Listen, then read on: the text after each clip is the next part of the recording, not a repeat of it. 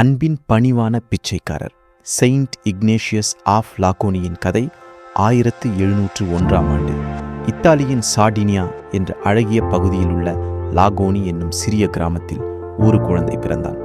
அவன் பெயர் Vincenzo base. அவனது பெற்றோர் கடவுளை நம்பும் எளிய விவசாயிகள். வின்சென்சோ சிறுவயதிலேயே கடவுளை நேசிக்கத் தொடங்கினார். பிற சிறுவர்கள் விளையாடும் போது அவர் தேவாலயத்தின் ஒரு மூலையில் இயேசுவுக்கும் அன்னைக்கும் ஜெபம் செய்வது வழக்கம்.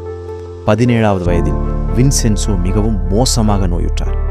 சாவை தொட்ட அந்த தருணத்தில் அவர் ஆண்டவரிடம் ஒரு வாக்குறுதியை செய்தார். இந்த நோயிலிருந்து மீட்டால் என் வாழ்க்கையை உமக்கு அர்ப்பணிக்கிறேன் ஆண்டவரே. அதிசயமாக அவர் நலம் பெற்றார். ஆனால் உடனே மடத்தில் சேரவில்லை. சில ஆண்டுகள் கழித்து அவரது சகோதரர் பெரிய விபத்திலிருந்து தப்பினார். அதற்கு பிறகே அவர் தனது வாக்குறுதியை நினைத்தார். 26வது வயதில் அவர் கப்பூச்சின் மடத்தில் சேர்ந்தார். அங்கு அவருக்கு புதிய பெயர் கொடுக்கப்பட்டது, பிரதர் இக்னாசியஸ்.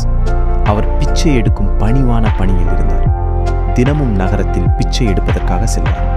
அவருடைய வாய்களில் எப்போதும் இந்த வார்த்தை, ஆண்டவருக்காக கொடுங்கள். அவரை எல்லோரும் விரும்பத் தொடங்கினர். அவர் எதையும் எதிர்பார்க்கவில்லை. கொடுப்பவர்கள் மீது நன்றி, கொடுக்காதவர்கள் மீது ஆசீர்வாதம்.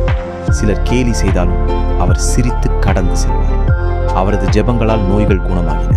திருடர்கள் கூட பச்சாத்தாபம் அடைந்தனர். ஒரு நாள் ஒருவர் திருடிய பொருளை கொடுக்க முயன்றார். அப்போது இக்னேஷியஸ் மெதுவாக சொன்னார், இது உங்களுடையதல்ல, எனவே நான் எடுத்துக்கொள்ள மாட்டேன். அந்த மனிதர் அதிர்ச்சி அடைந்தார். ஏனெனில் யாரும் அது திருடியது என்பதை சொல்லவில்லை. 40 ஆண்டுகளுக்கும் மேலாக அவர் அந்த ஒரு பணிவான பிச்சை வேலையை செய்தார்.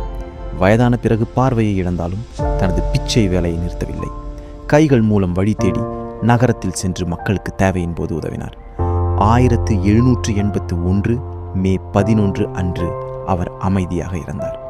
சார்டினிய மக்கள் தங்கள் அருகில் இருந்த ஒரு புனிதரை இழந்துவிட்டனர். 1951ஆம் ஆண்டு போப்பர் பியஸ் 12 அவர்களால் அவர் புனிதர் செயின்ட் ஆக்கப்பட்டார். இன்று நாம் அவரை செயின்ட் இக்னேஷியஸ் ஆஃப் லாகோனி என்றே அழைக்கிறோம். அன்பின் பணிவான பிச்சைக்காரர்.